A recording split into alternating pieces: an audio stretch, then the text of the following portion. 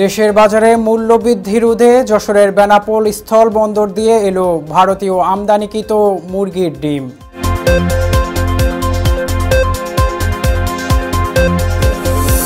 আশুলিয়ার শিল্পাঞ্চলের রপ্তানিমুখী তৈরি পোশাক কারখানার শ্রমিকদের হাজিরা বোনাস 225 টাকা বাড়ানোর সিদ্ধান্ত হয়েছে।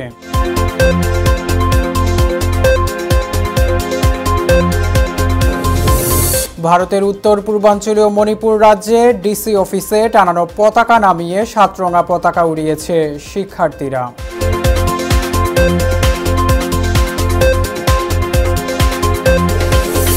এবং বলিভিয়ার বনাঞ্চলে ভয়াবহ দাবানলের কারণে জাতীয় জরুরি অবস্থা ঘোষণা করা হয়েছে।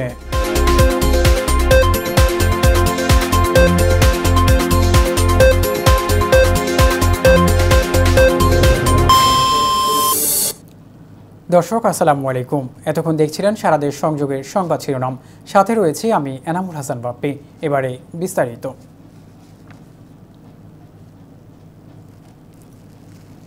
ভারতের উত্তর পূর্বাঞ্চলীয় মণিপুর রাজ্যের বিভিন্ন সরকারি ভবনে হামলা চালিয়েছে বিক্ষুব্ধ শিক্ষার্থীরা। সোমবার স্থানীয় সময় সকালের দিকে মণিপুরের রাজভবন ও জেলা প্রশাসকের কার্যালয়ে হামলা চালায় তারা। এই সময় ডিসি অফিসে টানানো পতাকা নামিয়ে 7 রঙা একটি পতাকা উড়ায় তারা। দেশটির সংবাদ মাধ্যম ইন্ডিয়া টুডের উত্তর পূর্বাঞ্চলীয় সংস্করণ ও অনলাইন সংবাদ মাধ্যম ইস্ট মুজোর প্রতিবেদনে এই তথ্য জানানো হয়েছে। ইন্ডিয়া টুডে বলছে, মণিপুরের শিক্ষার্থীরা সোমবার সেখানকার প্রধান সরকারি ভবনে হামলা চালিয়েছে। ক্ষুব্ধ শিক্ষার্থীরা রাজভবন ও থৈবালের জেলা প্রশাসকের কার্যালয়ে হামলা চালিয়েছে।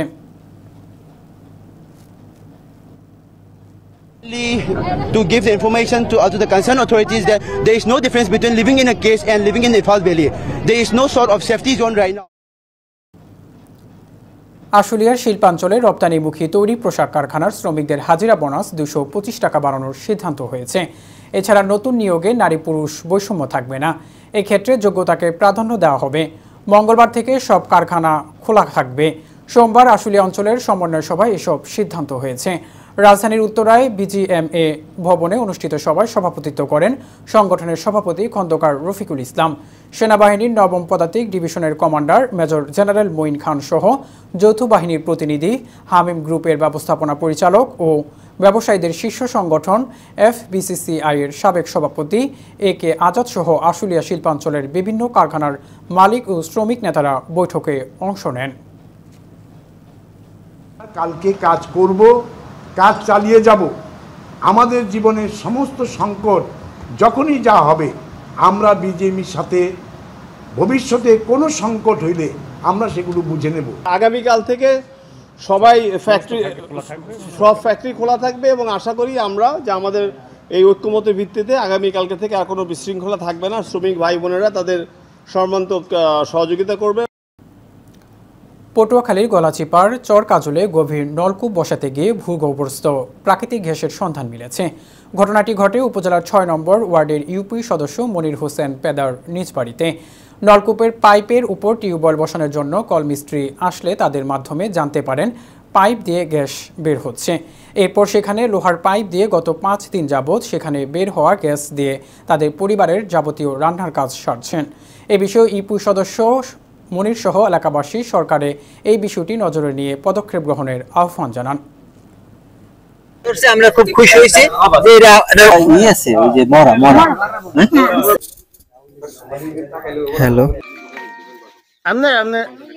পানি করতে এসে তখন দেখতেছে এটা গ্যাস। তখন এই পুরা ইটি করে মুখ আটকাইয়া একটা পেঁপের নল আছে না, সেগুলো দিয়া মাথা দিয়ে আগুন ধরাই দিছে। আসলে আমার বাড়িতে একটা টিউবওয়েল বসাইছি, বসানোর পরে 15 দিন ধরে ওই যে টিউবওয়েলের গোড়া দিয়ে আপনার বুট বুট বুট বুট বুট বুট বুট বুট করে, বুঝছেন। তারপরে ওই দেখার পরে আমরা হিসাব করতেছি হয়তো কোনো এমনি কোনো থাকতে পারে, ব্যবস্থা করে দিছে। তো যখন পেঁপের নাল আর কি বসাইছে তো আগুন দেখা যায় না। এখন আমি কি ওটা আপনারা মজা করতেছেন? না মজা নাই, দেখেন ভাবি সিগারেট ধরানো যায়, ধরাইছে। তারপর আজকে শুনছি সকালে শোনার পরে যে পাশ দিয়ে হাওয়া বের হইতেছে, তখন ওনারা বলতেছে এখানে যে প্রাকৃতিক গ্যাস পাওয়া গিয়েছে। তখন মনি মেম্বারের ছেলে আছে শুভ, ওই কুম্বার নল দিয়া পাশ দিয়া ই করছে দেয় যে আগুন বের হইতেছে। আমরা অবগত হয়েছি যে গলাচিপা উপজেলার চরকাজুড়ি ইউনিয়নের 6 নম্বর ওয়ার্ডে একটি টিউবওয়েল নির্মাণের পর ওই নির্মাণের স্থল থেকে এক ধরনের আমি বলবো যে প্রাকৃতিক গ্যাস নিঃসরণ হচ্ছে, যেটা উৎপন্ন হয়েছে। তো আমরা বিষয়টি ঊর্ধ্বতন কর্তৃপক্ষ বরাবর জানাবো। সেক্ষেত্রে যদি মন্ত্রণালয়ের পক্ষ থেকে কোনো পরিদর্শনকারী দল আসে, সেটা আপনারা অবশ্যই জানতে পারবেন।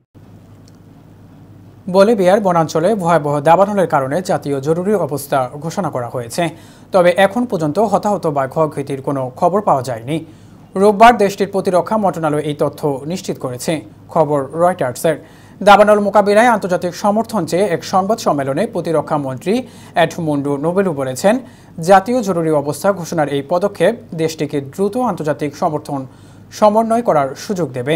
রয়টার্সের প্রতিবেদনে বলা হয়েছে, বলিভিয়া 2010 সালের পর থেকে সবচেয়ে বেশি সংখ্যক দাবানল দেখেছে। বলিভিয়ার প্রেসিডেন্ট লুইস আর্টস বলেছেন, ব্রাজিলিয়ান বিশেষজ্ঞদের একটি দল পরিস্থিতি নিয়ন্ত্রণে আনার প্রচেষ্টায় সমন্বয় করতে সান ইগনাসিও দি ভেলাস্কোতে পৌঁছেছে।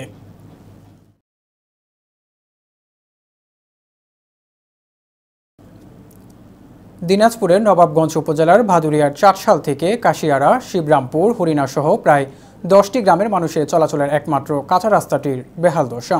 শিক্ষার্থী, রোগী সহ নানা গুরুত্বপূর্ণ কাজে চলাচলে কষ্ট পোহাতে হয় পথচারীদের। রাস্তার পাশে গাছ থাকবার কারণে টেন্ডার হবার পরও কাজ শুরু হয়নি। এখনও এতে করে ভোগান্তিতে পড়ে কয়েক হাজার মানুষ।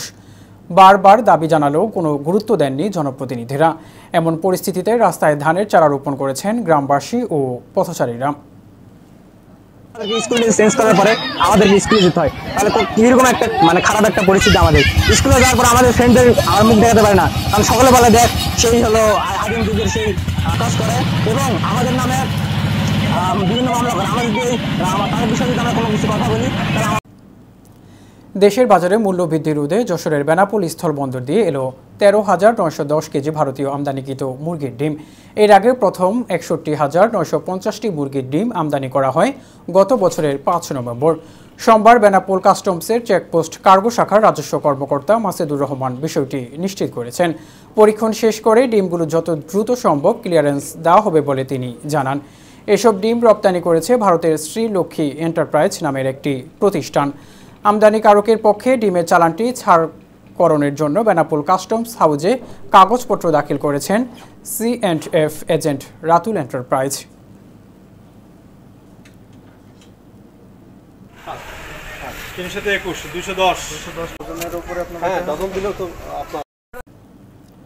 কুষ্টিয়ার বৈষম্য বিরোধী আন্দোলনের গণ অভ্যর্থন প্রেরণায় শহীদ পরিবারের সাথে সাক্ষাৎ, দেশ পুনর্গঠন, রাষ্ট্র সংস্কার, ঐক্য প্রতিষ্ঠা এবং দুর্নীতি, চাঁদাবাজ, সন্ত্রাসের বিরুদ্ধে ছাত্র নাগরিক মত বিনিময় সভা অনুষ্ঠিত হয়েছে। এ সময় উপস্থিত ছিলেন খুলনা বিভাগীয় বৈষম্য বিরোধী ছাত্র আন্দোলনের নেতৃবৃন্দ সহ কুষ্টিয়া বৈষম্য বিরোধী ছাত্র আন্দোলনের ছাত্রছাত্রী সহ কুষ্টিয়ার সকল ছাত্র সমাজ। সেগুলোকে যদি মুখে দিতে পারি তাহলে আমরা মনে করি জনগণ আমাদের প্রতি আস্থা রাখবে। যেসব আন্দোলন পূর্বে সেসব দেশ প্রেম হিসাবে যেসব জায়গায় শিক্ষাকে অমূল্যায়ন করা, আমার বাবা ছিলেন এক সময় গরিবকে উন্নয়ন অর্থাৎ বয়স্ক শিক্ষা, যাদের ভিতর শিক্ষা ছিল না সেই শিক্ষা কার্যক্রম, কৃষকের মাঝে বীজ বিতরণ। এদিকে ভোলার চরফ্যাশনের সরকারি ও বেসরকারি হাসপাতালে রোগীদের সুচিকিৎসা ও নিরাপত্তা নিশ্চিত করতে 17 দফা দাবি নিয়ে আন্দোলন করেছে শিক্ষার্থীরা। পরে উপজেলা স্বাস্থ্য কমপ্লেক্সে পরিবার পরিকল্পনা কর্মকর্তা ডক্টর শুভন কুমার বসাক এসে তাদের যৌক্তিক দাবিগুলো ঊর্ধ্বতন কর্মকর্তাদের সাথে যোগাযোগ করে সংস্কারের আশ্বাস দেন। এ সময় উপস্থিত ছিলেন সাখাওয়াত শিকদার, রাজীব হাসান রিয়াদ, মুশফিকুর রহমান জিহাদ সহ বিভিন্ন শিক্ষা প্রতিষ্ঠানের শিক্ষার্থীরা। তো আমাদের 1 নম্বর আছে ডাক্তারদের সকাল 8টা থেকে দুপুর 2:30 পর্যন্ত ডিউটি করতে হবে এবং রোস্টার অনুযায়ী ডিউটি পালন করতে হবে। 2 নম্বরে ইমার্জেন্সি ডক্টর, সেফটি লেজার এবং সিসিটিভি মনিটরিং করতে হবে। 3 আছে তৃতীয় ও চতুর্থ জেনারেটর চালু রাখা নির্দিষ্ট সময় ব্যতীত লজিস্ট এবং যে 100% যে ডেলিভারি সিজার করানো হয় এই সিজারের বিরুদ্ধে যায় নরমাল ডেলিভারি নিশ্চিত করতে হবে। রাজবাড়ীতে আওয়ামী লীগ ফেসিবাদী ঘনিষ্ঠ দোসরদের গ্রেফতার ও দৃষ্টান্তমূলক শাস্তির দাবিতে মানববন্ধন ও বিক্ষোভ করেছে বৈষম্য বিরোধী ছাত্র আন্দোলন। এ সময় শিক্ষার্থীরা সাবেক রেলমন্ত্রী জিল্লুল হাকিম, সাবেক সংসদ সদস্য কাজী কেরামত আলী, জেলা আওয়ামী লীগের সাধারণ সম্পাদক কাজী ইরাদত আলী ও সাবেক শামসু জজ সহ মামলায় উল্লিখিত আওয়ামী লীগের খুনি দুর্নীতি দোসরদের দ্রুত গ্রেফতারের দাবিতে জেলা প্রশাসক ও জেলা পুলিশ সুপার বরাবর স্মারকলিপি প্রদান করেন।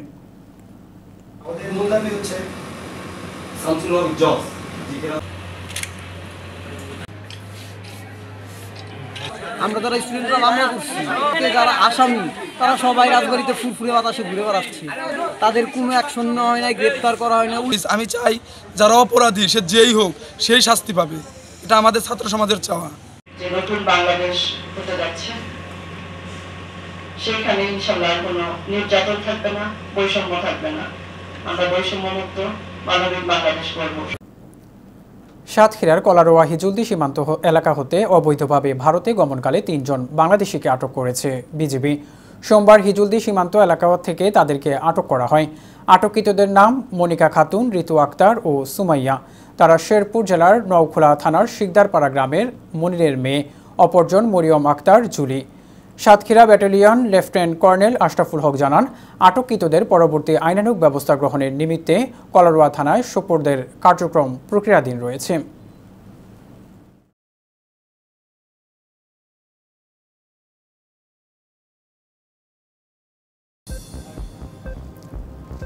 দর্শক, এই ছিল সারাদেশ সংযোগ। নিত্য নতুন সব আপডেট পেতে ফলো করুন আমাদের ফেসবুক পেজ, সাবস্ক্রাইব করুন আমাদের ইউটিউব চ্যানেল ও সর্বশেষ আপডেট পেতে ভিজিট করুন আমাদের ওয়েবসাইট www.news21bangla.tv-তে।